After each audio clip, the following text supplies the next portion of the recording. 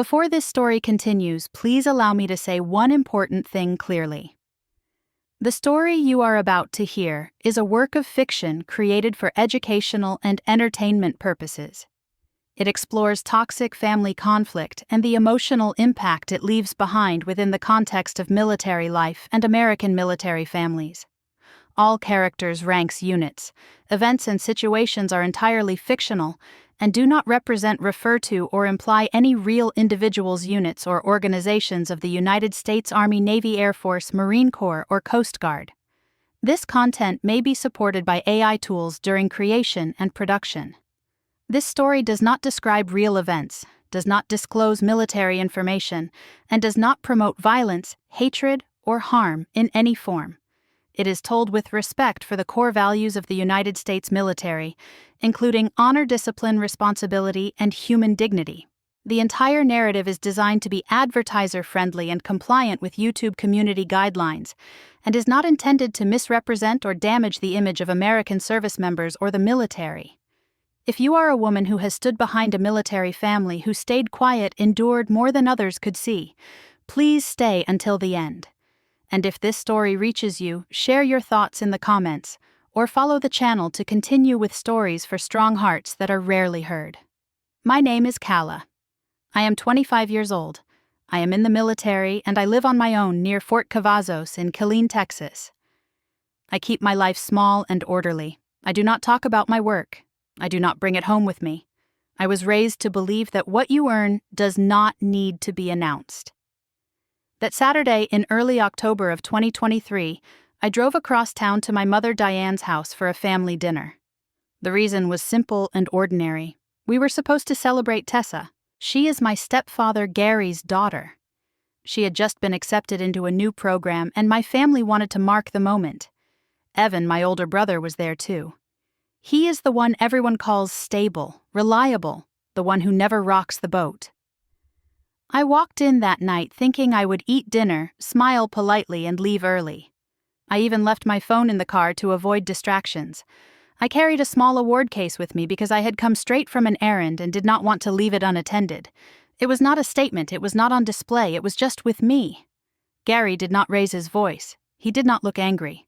He simply stood in the doorway when I arrived and looked at the case in my hands. His eyes did not move. His tone was calm and firm, like a rule he had already decided was reasonable. He said, "Take all your medals off. They will not make you stand out." For a second, I did not understand what he meant. Then he nodded toward the case, as if it were clutter. He added that tonight was about Tessa, and that we did not need distractions. Before I could respond, he turned to my mother and told her to put it away somewhere safe, so it would not draw attention. That was when it landed. He was not asking. He was removing something from me in front of everyone and calling it courtesy. He followed it with a sentence that felt practiced. "In this house, you are not special. You are just a guest." The living room lights were bright. The television hummed quietly. I noticed the sound of silverware in the kitchen, even though no one was cooking yet.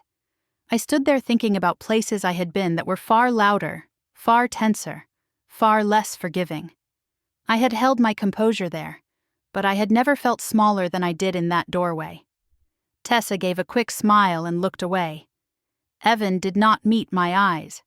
My mother took the case without a word and carried it toward the hallway like she was moving a coat that did not belong on a chair. I did not argue. I did not raise my voice. I did not explain what those medals meant or how they were earned. I knew that any reaction would be labeled drama. I also knew something else. I did not need to shout to change what was coming next. There are things in the military that do not respond to volume. They respond to protocol and respect. That night, my family believed they had taught me a lesson about modesty. What they did not know was that they were about to learn one of their own. Stay until the end, because when the moment came in public, I did not have to say much at all. Once I stepped fully inside the house, the tone shifted in a way that felt familiar, but heavier than before. Gary moved through the room like a host managing a space he believed belonged only to him. He adjusted chairs, straightened napkins, and made small comments about comfort and atmosphere, as if the evening were a controlled environment rather than a family gathering. He spoke often but never loudly. Every sentence was wrapped in reason. He liked to say he was only trying to keep things comfortable for everyone. That phrase came up again and again. Comfortable meant quiet. Comfortable meant agreeable. Comfortable meant no reminders of anything that made him feel smaller. When I took a seat at the table, he glanced at me and asked if I was feeling all right because I looked tense. I had not said a word. When I did not answer right away, he smiled and said there was no need to get defensive. That was the pattern. Any silence from me became overreaction in his retelling. Any pause was proof that I was difficult. Diane moved between the kitchen and the table carrying dishes and avoiding eye contact. She repeated her usual line about not starting anything tonight and keeping things pleasant. Tessa sat across from me, scrolling through her phone and smiling whenever Gary praised her plans. Evan leaned back in his chair, nodding along whenever Gary talked about stability and the importance of fitting in. They spoke about work connections and schedules and the normal pace of life, as if those things were moral achievements. Gary praised Evan for being reliable and easygoing. He complimented Tessa for knowing how to build a future without making waves. Their lives were described as balanced and sensible.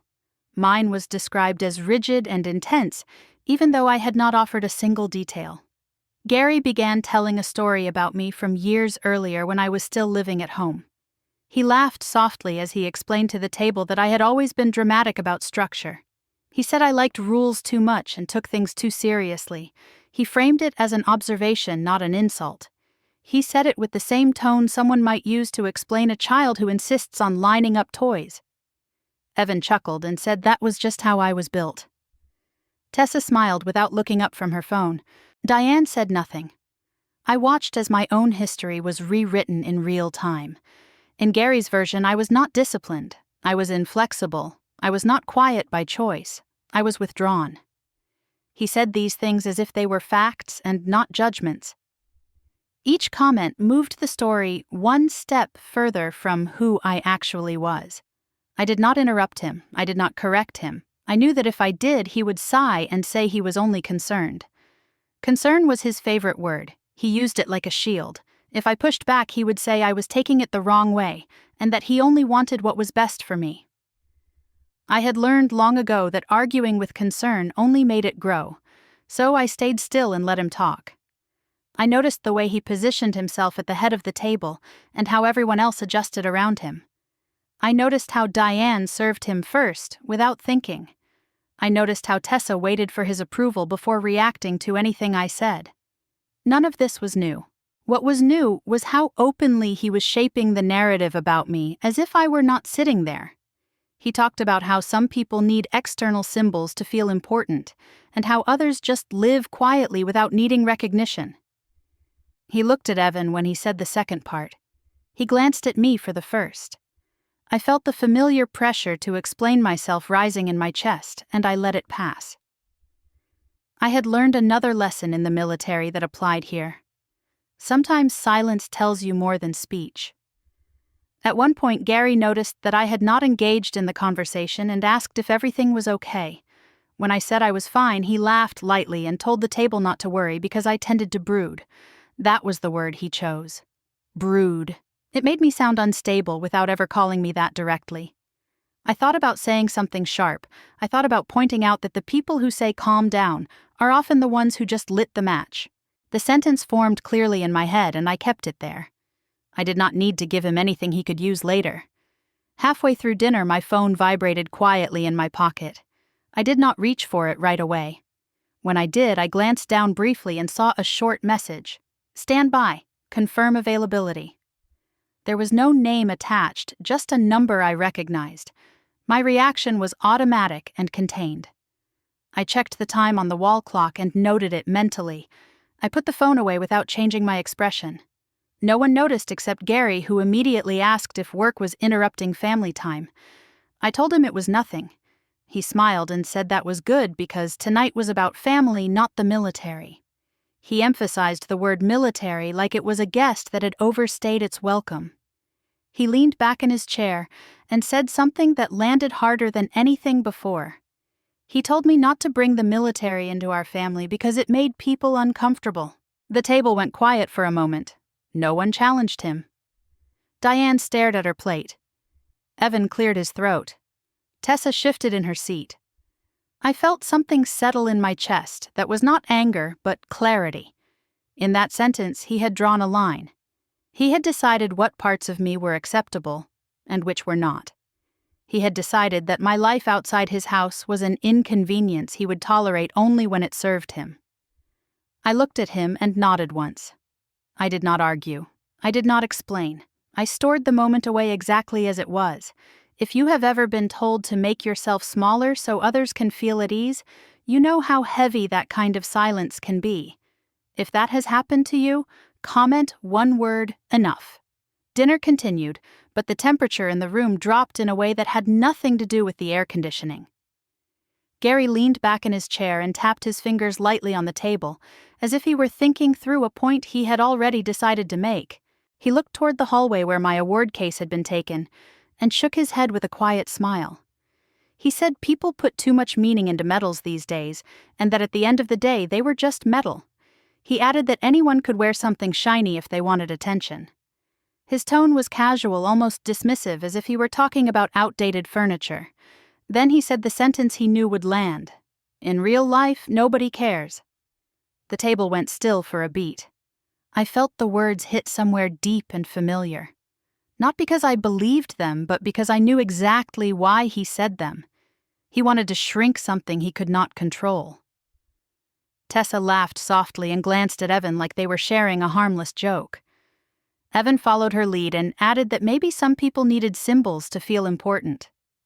Tessa tilted her head and said, maybe she needs them to feel important. The way she said it sounded light and playful, but there was precision in it, the kind that leaves a mark without leaving evidence. Both of them smiled and looked around the table as if waiting for approval. Gary chuckled and nodded. Diane pressed her lips together and kept eating. I did not smile. I did not react. I stared at my plate and let the sound pass over me. The laughter was brief, but it did its work. It told me exactly where I stood in that room. Gary reached for his water glass and continued as if nothing had happened. He said he had asked Diane to put the medals away just to be safe. He said things got misplaced easily, and it would be better if they were out of sight. Diane nodded and said they were already put away. I looked toward the hallway and felt a small hollow open in my chest. It was not the medals themselves. It was the fact that they had been taken from my view without my consent and reframed as clutter. Ownership had been quietly reassigned. Gary went on to say he did not want anyone getting the wrong idea about what mattered in that house. He said he was protecting everyone from unnecessary discomfort. Then he looked directly at me, and his voice shifted slightly. He said if I made a scene it would reflect poorly on the military. He said people already had opinions, and it was not my place to challenge them at a family dinner. That was the moment the escalation became clear. It was no longer about modesty, it was about control through guilt. He was telling me that if I defended myself I would be responsible for damaging something larger than me. He framed my silence as duty, and my potential response as betrayal. I felt the weight of that manipulation settle in. I remembered a phrase I had learned early on. Composure is a weapon. It was taught as a way to survive pressure and maintain clarity when everything around you demanded reaction. I focused on my breathing and kept my hands still. My throat tightened, and it felt like a needle lodged there, sharp and persistent. I did not cry. I did not blink more than necessary. I let the moment pass through me without letting it spill out. Gary watched me closely as if he were waiting for something. When nothing came, he relaxed. Control restored. As the conversation shifted toward plans for the next day, he began talking about an upcoming community event involving the base and the city. He mentioned schedules and access in a way that immediately stood out to me. He spoke confidently, but the details were wrong. He talked about arrival times and guest flow that did not align with how those events were organized. He mentioned security placement that would create congestion and confusion. I recognized the errors because I had already seen the correct framework earlier that week. I did not correct him. I simply nodded and said, "Okay." Then I changed the subject and asked Diane about a recipe. Gary seemed satisfied. He liked agreement, even when it was hollow. As dinner wound down, he cleared his throat and made a final declaration. "From now on, no medals in my house." He said it like a policy update. Simple, final. The room waited. I looked at him and met his eyes for the first time since I arrived. I did not raise my voice. I did not argue. I answered with one word: copy. The sound of it was small, but it cut through the room. Gary frowned slightly as if he were unsure why that response unsettled him. Evan shifted in his chair. Tessa looked away. Diane inhaled sharply and then let it out. I pushed my chair back slowly and stood to help clear the table like nothing out of the ordinary had occurred. Inside, something had shifted. Not broken, settled. If you are feeling angry on my behalf right now, press like. Not to make noise, but to remind yourself that respect is not something you ask for. It is something that reveals itself when pressure is applied. The next afternoon, we drove across town to a community and veterans event held at the Killeen Civic Center. It was one of those gatherings meant to look casual and welcoming, but still carried a quiet sense of order. The parking lot was already filling when we arrived. Pickup trucks and sedans lined the rows and people moved steadily toward the entrance. I noticed older men wearing veteran caps embroidered with unit names and years of service. There were folding tables set up outside with pamphlets and flags. Inside, the venue booths had been arranged in neat rows, and a low band played instrumental music that faded in and out beneath the sound of conversation. It was ordinary and familiar in a way that felt intentional. Gary walked in with his shoulders back like he belonged there. He greeted people he recognized and nodded at anyone in uniform with a practiced smile. He liked environments like this because they offered him an audience. When he introduced me, he did it quickly and without detail. He said, "This is Kala, she is in the army, nothing fancy." He laughed as if he had delivered a harmless disclaimer. A few people glanced at me and then back at him. I felt the familiar pull to explain, and resisted it. I had followed his rule. I wore jeans and a plain shirt, no uniform, no medals, nothing that marked me as anything other than a face in the crowd. I stood beside him and listened. As we moved deeper into the venue, I watched how the event flowed. The placement of the check-in table created a bottleneck near the entrance. The volunteer directing foot traffic had positioned people in a way that would back up once the next group arrived. I noticed the spacing between booths and the way one of the exits was partially blocked by a banner. These were small things, but they mattered. I mentioned one of them quietly to a volunteer who looked overwhelmed. I suggested shifting the check-in line to the left and opening the side path to keep the flow moving. She looked at me and asked how I knew that would help. I answered with one word: habit. She hesitated and then did exactly as I suggested. Within minutes, the congestion eased. She thanked me and moved on. Gary noticed the exchange and frowned. He stepped closer and asked what that was about. I told him it was nothing. He seemed dissatisfied with that answer. A few minutes later, a staff member approached and asked my name. She did not raise her voice. She asked politely and waited for me to confirm. She then asked to see my identification and compared it carefully before nodding. Her manner was precise and professional.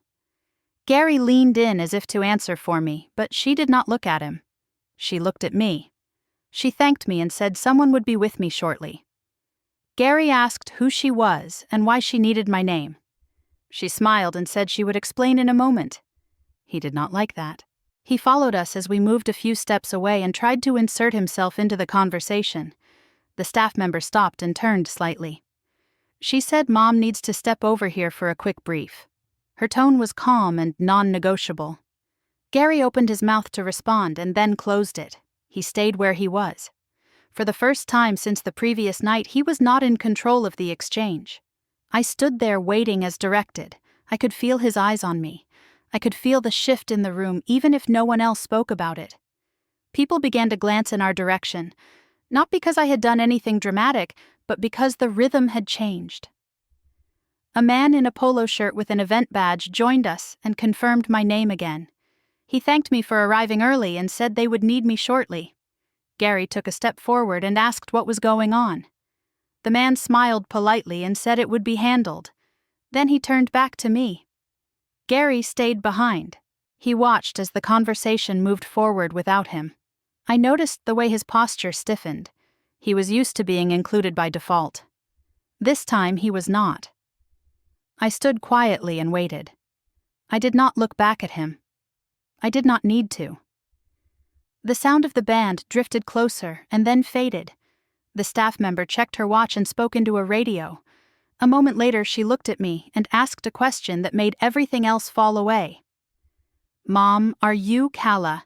You are our designated point of contact today. Do not leave yet." From the moment you hear the words point of contact, everything begins to make sense. A few minutes later, the atmosphere shifted again, not with noise but with presence.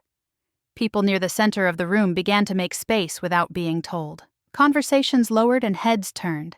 I recognized the posture before I saw the faces. Command Sergeant Major Morales and Captain Lin entered from the side entrance a little later than scheduled. They did not rush. They scanned the room briefly and asked one of the staff who the point of contact was. The answer came quickly and clearly. They were directed toward me. When they reached me, they stopped at a respectful distance and waited until I looked up.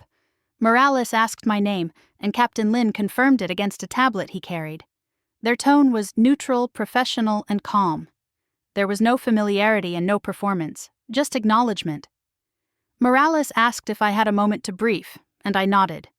Before we moved, he paused and asked a question that cut through the room without being loud. He asked why I was not wearing my awards today. The space around us seemed to hold its breath. I answered without thinking, and without adding anything unnecessary. Family request. Did not want attention. The pause that followed was brief but complete. People nearby heard it. They did not need to lean in. Gary stepped forward then with a confidence that did not match the moment. He smiled and said he had told me to take them off because they were not needed and because modesty mattered. He said it as if he were offering guidance to the room. Morales did not react immediately. He looked at Gary once and then back at me. He asked a follow-up question that sounded more like a clarification than a challenge.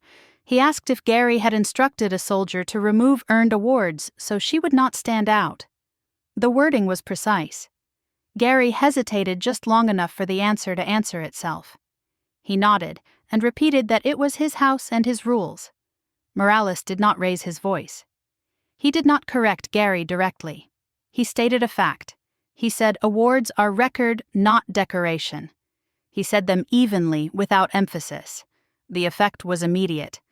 The room recalibrated around that sentence. Captain Lin added that the presence or absence of awards was not a matter of preference when discussing service and coordination. He said it was documentation. Nothing more. Nothing less. Gary tried to recover. He said he was only trying to keep things modest and prevent unnecessary attention. Morales replied that modesty is a choice, and disrespect is not. He said it calmly, and then turned his attention fully back to me. He asked if I was ready to proceed with the brief. I nodded again. No one asked me to explain myself. No one asked me to justify anything. The reveal did not come as an announcement. It came as procedure. Morales explained that I had been designated as liaison and incident interface for the coordination between the installation and the city for that event. He said I had been cleared and trusted to manage communication and flow should any issues arise. Captain Lin confirmed that I was the point of contact for any adjustments. The words trusted and cleared carried weight, but they were not highlighted. They were simply stated. A few people nearby shifted their stance. Some stepped back. Some looked at Gary and then away. No one spoke. Gary stood very still. He tried to say something about not knowing and about family intentions. Morales did not engage with that explanation. He thanked him for attending and returned to the task at hand. The humiliation did not come from being scolded. It came from being rendered irrelevant in front of witnesses who understood exactly what had happened. Staff members moved efficiently and made space for us. A volunteer returned and thanked me quietly for the earlier suggestion. Morales asked me to step to the brief area for a few moments. It lasted less than half a minute. We reviewed placement and contingency and confirmed timelines. There was no speech, no announcement, just work. When we finished, Morales thanked me and said to remain available. As I stepped back into the open area, I walked past Gary without looking at him. He did not move. He did not speak. He looked as if something had been pulled out from under him, and he was still trying to understand how. People around him avoided his eyes. The music resumed. Conversations restarted at a lower volume. The system had spoken without drama. If you have ever been dismissed simply because you were quiet, press like. Dignity does not ask for permission. The consequences did not arrive all at once, and they did not need an announcement. They moved quietly through the same community Gary had once relied on.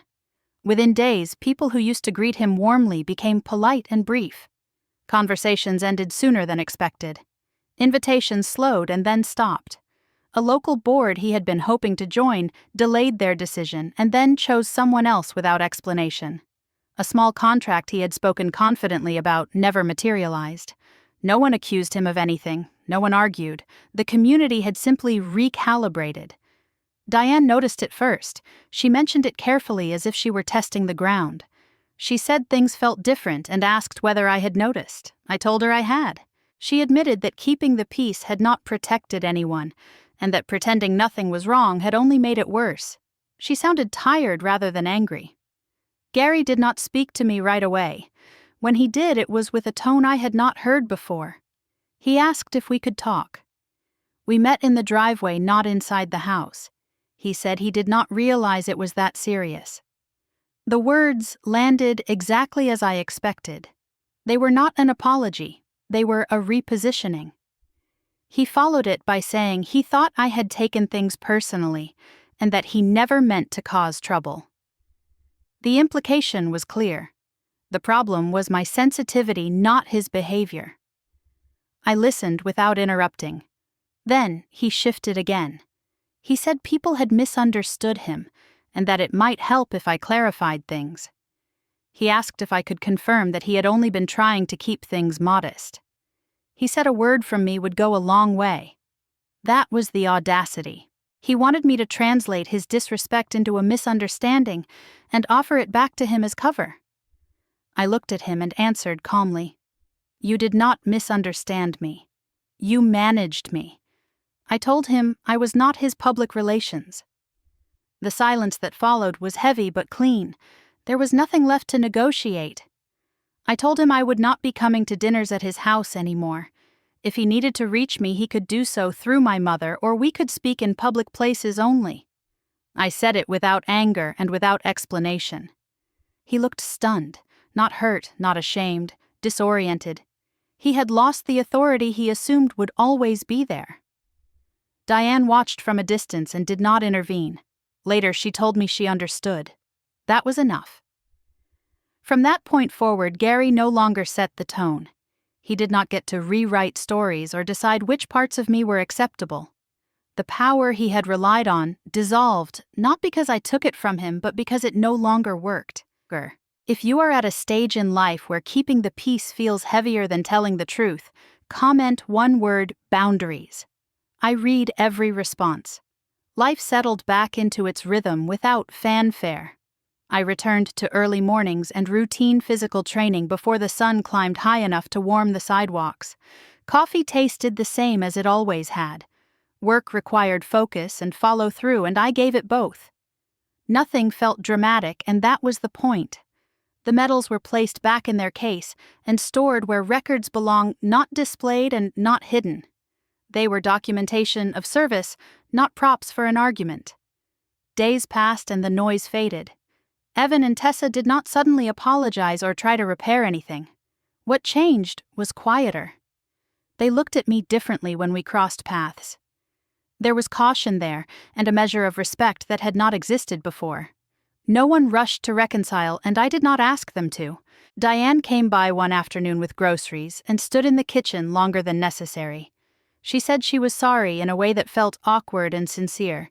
It was not a speech, and there were no tears. She said she should have spoken sooner.